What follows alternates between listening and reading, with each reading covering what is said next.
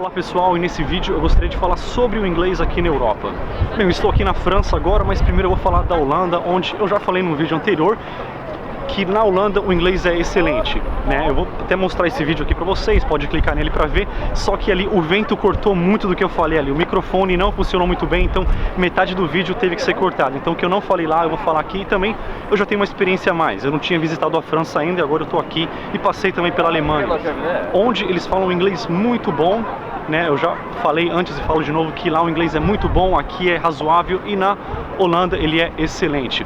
E em breve vou passar pela Espanha e também por Portugal e vou falar também sobre esses países. Bem, de todos os países que eu visitei no mundo, a Holanda é de longe o que melhor fala inglês como língua estrangeira, tanto em questão de fluência como em questão de porcentagem.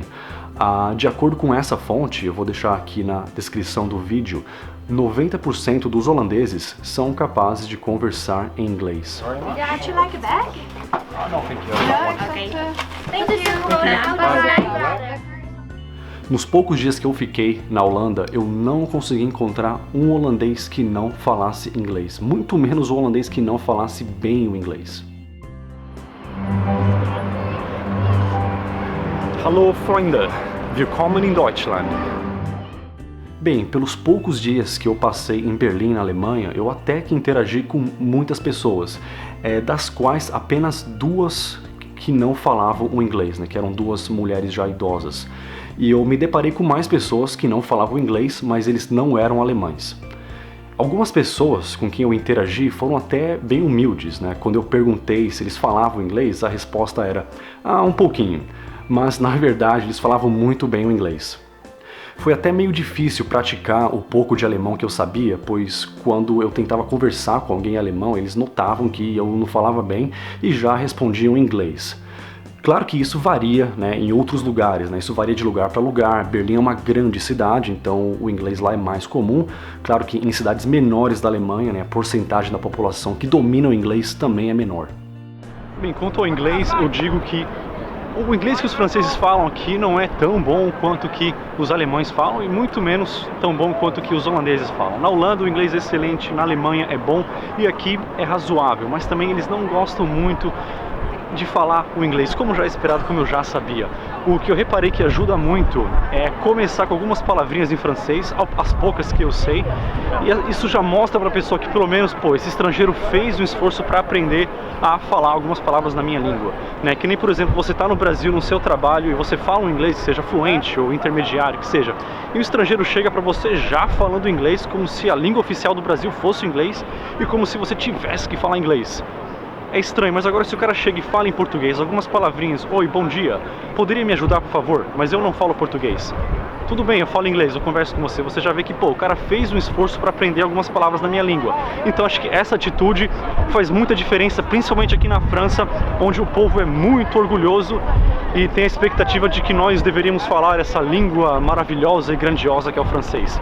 E aqui no Museu do Louvre eu vi, infelizmente, que tudo que é importante lá dentro está em francês. Eles dão mapas em várias línguas, incluindo em português, mas as descrições das estátuas, as explicações sobre as pinturas, as obras de arte são todas em francês e francês somente. Eu não vi nada em inglês.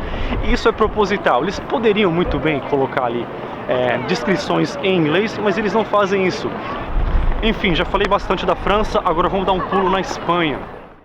Bem, eu não fiquei muito tempo na Espanha, mas assim que eu cheguei eu já me deparei com um motorista de ônibus que não falava nada de inglês e foi um tanto difícil ali se comunicar e resolver o problema ali da questão da passagem trocada e tal. E durante a minha curta estadia em Saragoça, na Espanha, e breve passagem por Madrid também, eu me deparei com várias pessoas que não falavam inglês, né? Eu sei pouco espanhol e essa coisa de hablar portunhol também não é comigo. Mas claro, português e espanhol são línguas bem parecidas e muitas vezes falantes de ambas as línguas se entendem falando suas línguas respectivas.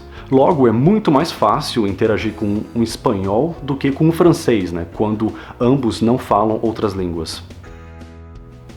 E depois de uma breve parada na Espanha, nós partimos rumo a Portugal, a Lisboa, onde nós passamos mais tempo que qualquer outro lugar na Europa. E fica meio difícil falar como é o inglês em Portugal, quando eu praticamente não precisei falar inglês, por motivos óbvios, né? Portugal fala português, mas claro, né? Eu não deixei de fazer algumas observações e concluí, o quase óbvio, que Portugal está muito à frente do Brasil em questão de porcentagem da população que domina o inglês.